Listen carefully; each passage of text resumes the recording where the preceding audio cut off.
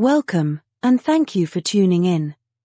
If you enjoy this video, we invite those of you who haven't yet done so, to like, comment, share, subscribe, and click the notification icon, to be notified when the next one is uploaded.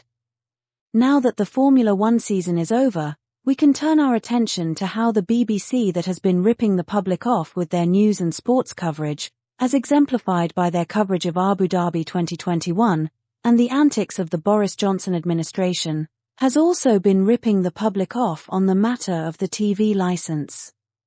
We will show that they have failed in their primary duty, that the license fee was supposed to safeguard, which was to provide true and impartial reporting that is independent of the government and the market.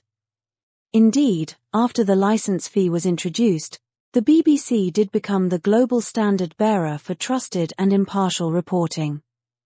But sadly, there is now evidence to show that they can no longer be trusted, because they are no longer independent of the government and the market, and are available as political and commercial propaganda machines.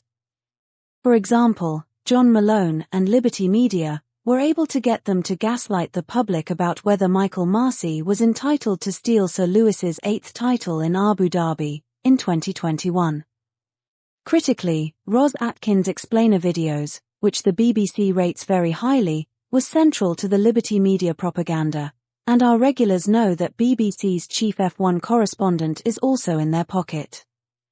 There is also the matter of their unmitigated disaster, when they tried to gag Gary Lineker's personal opinion, because he was critical of the government. Furthermore, high-profile presenters like Laura Kuenssberg has been involved in multiple incidents that have gained her a reputation for disseminating Tory propaganda on behalf of Boris Johnson's government. But the clincher is that despite having failed to live up to the reason for collecting a TV license fee in the first place, an overfunded BBC is now ripping the public off by continuing to collect it, as we will set out in our own series of explainer videos. This is why we're urging those of you who haven't yet done so, to sign our online petition for an inquiry into the BBC and Channel 4's coverage of Lewis Hamilton and Abu Dhabi. This is the lowest hanging fruit, and best starting point to prove that the BBC is overfunded, and no longer independent of the market and the government.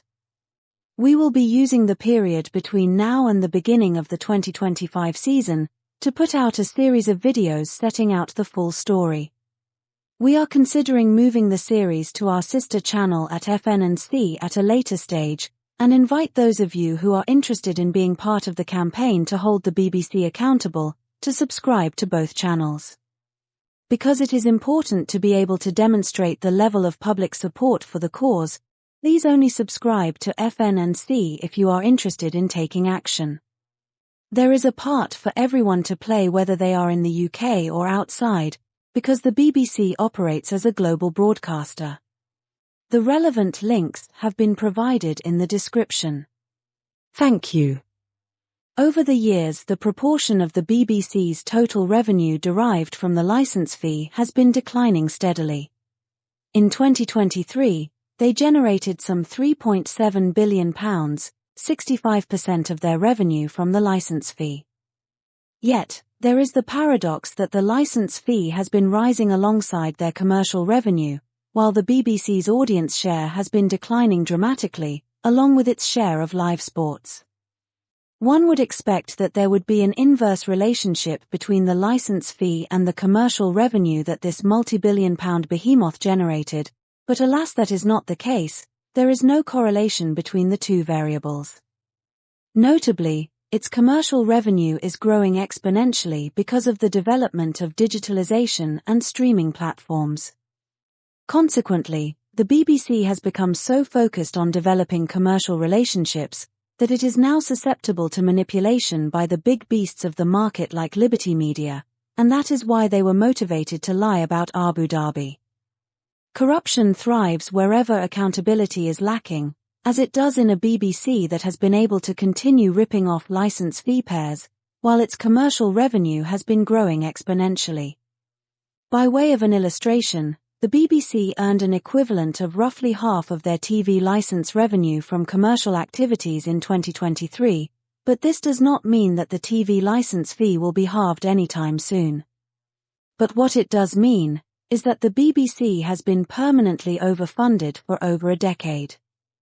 This is because they charge the public to make programs that they sell commercially, but do not use the extra revenue to defray the public's tax burden. It just disappears into a black hole that they loosely describe as reinvesting into their programs.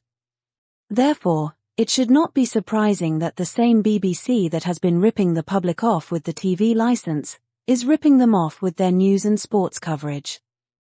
It is important to understand that, funded by the license fee, the BBC grew to become the world-leading news broadcaster, the top news website domestically and globally.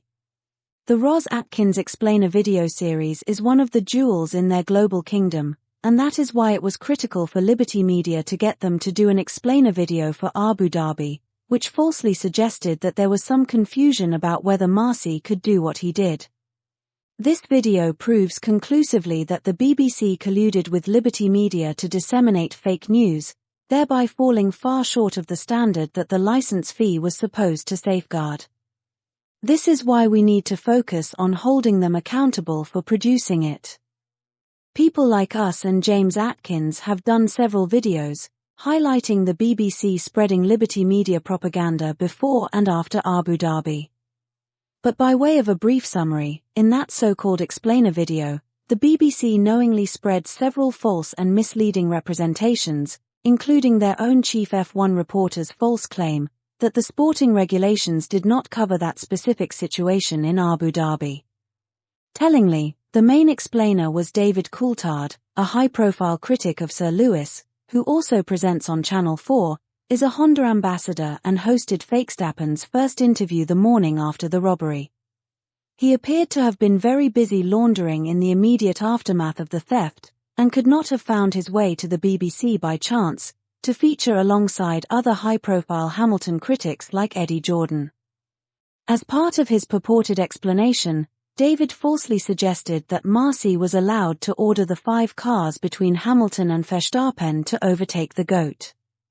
This video of shame, in which BBC sold its reputation to Liberty Media, is the Achilles heel for their alliance of misinformation and propaganda, because it is living evidence of them succumbing to Liberty Media's malevolent market influence. To date, they have not explained how they got things so wrong in the Atkins Explainer video. They simply reported on the FIA report that found Marcy made a human error. They have to be compelled to explain, and that is why we need the signatures. You can and should also complain directly through their online form, which we believe anyone can complete from anywhere in the world. The request should simply ask the BBC why that Atkins video did not reach the indisputable conclusion that Marcy was wrong.